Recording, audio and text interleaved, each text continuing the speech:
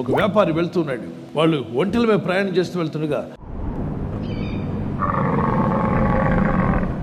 ఆ దినాల్లో ఇసుక దిబ్బల మీద డిజర్ట్లో దొంగలు ఉండేవారు. వారు వచ్చి రాత్రిపూట వెళ్ళి ప్రయాణం చేసి వాళ్ళు అలసిపోయి పడుకున్నప్పుడు వారి మీద పడి దాడి చేసి వారిని దోచుకుని వెళ్ళిపోయేవారు. 10-20 ఒంట్లు ఉన్నాయి. ఆయన పని వాళ్ళందరితో బయలుదేరాడు. బిజినెస్ మ్యాన్ పలానా పట్టణానికి వెళ్ళక ముందే మధ్యలో చీకటి పడింది. 3 రోజులు ప్రయాణం, 3 రాత్రులు తర్వాతే వస్తుంది ఆ పట్టణం. ఆగిపోయాడు.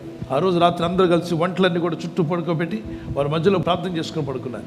దొంగలు ఆ రాత్రి దూరంగా వీళ్ళని కన్నేశారు. ఖచ్చితంగా వీళ్ళని అటాక్ చేయాలనుకున్నాడు. అతను భక్తుడు, అతను చుట్టూ ఉన్న వాళ్ళు కూడా భక్తులే. కానీ అవతల ఉన్న దుష్టులు ఎప్పుడు నీతిమంతులను చంపాలని కోరుతుంటారట.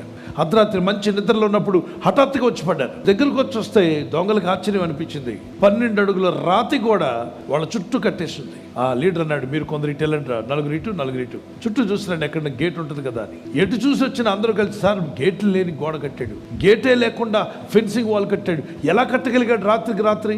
వీళ్ళు లేచారు, ఉదయకాలం ప్రార్థన చేసుకున్నారు. ఆ దొంగలు దూరం నుండి చూస్తుండగా తెల్లవారేసరికి వీళ్ళ దగ్గర గోడ లేదు.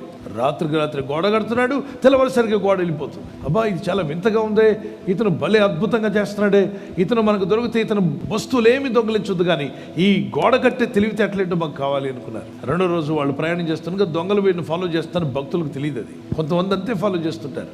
కీడు చేయాలని, నష్టపరచాలని, ఎప్పుడు వారికి అదే బుద్ధి, చెడ్డ బుద్ధి. వాళ్ళు నిద్రపోకుండా వీళ్ళ గురించి ఆలోచిస్తుంటారు. మన పనిలో మనం ఉండగా వారు మన గురించి ఆలోచిస్తుంటారు. కాబట్టి భయపడొద్దు, దేవుని పెట్టారు, ముందుకు వెళ్ళి. 2వ రోజు వెళ్ళారు. రాత్రి అయింది. ఒంటలన్నీ చుట్టూ పడుకోబెట్టి మధ్యలో వీళ్ళు ప్రార్థన చేసుకుని పడుకున్నారు. దొంగలు వచ్చి రాత్రి చెక్ చేశారు. 12 గంటలకు పెద్ద గోడ, 12 అడుగులు గోడ చుట్టూ కట్టేసింది, గేట్ లేని గోడ. ఎప్పుడు పోతుంది ఈ గోడ చెక్ చేయడానికి వాళ్ళు దూరంగా ఎదురు చూస్తున్నారు. తెల్లవారు చూడగా 5 గంటల 5:30 అయ్యేసరికి సడన్గా గోడ మాయం అయిపోయింది. వారంతా లేచి కూర్చొని టిఫిన్లు అవి చేసుకుని మళ్ళీ బయలుదేరారు. ఇక వీళ్ళకి క్యూరియాసిటీ ఎక్కువ అయిపోయింది. తెలుసుకోవాలి అసలు ఎలా కడుతున్నాడు ఈ గోడని. 3వ రోజు రాత్రి కూడా వాళ్ళని వెంబడిస్తున్నారు. వీళ్ళు 3వ రోజు ఏమనుకున్నారంటే, అసలు దొంగలు తిరగట్లేదు ఈ ప్రాంతంలో, మనం వెళ్ళే మార్గంలో దొంగలు ఉంటారని చాలా భయపడి వణికి సచ్చాం. ప్రార్థన చేశాం.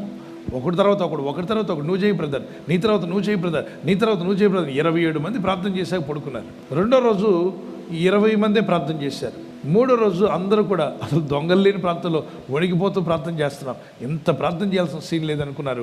ప్రభా, మరి నాయన అలసిపోయాం నాయన. బాగా తినడం అయితే తిన్నారు. తిన్న తర్వాత ప్రభా అలసిపోయాం ప్రభా, ఇంకేం ప్రార్థన చేస్తాంలే, అంతా నీకు తెలుసుగా నాయన, ఆమెన్ హల్లెలూయా అని పడుకున్నారట. ఆ రోజు రాత్రి కూడా దొంగలు వచ్చారు. 4 ఇటు పంపించి మధ్యలో నిలబడ్డాడు ఆ దొంగ లీడరు.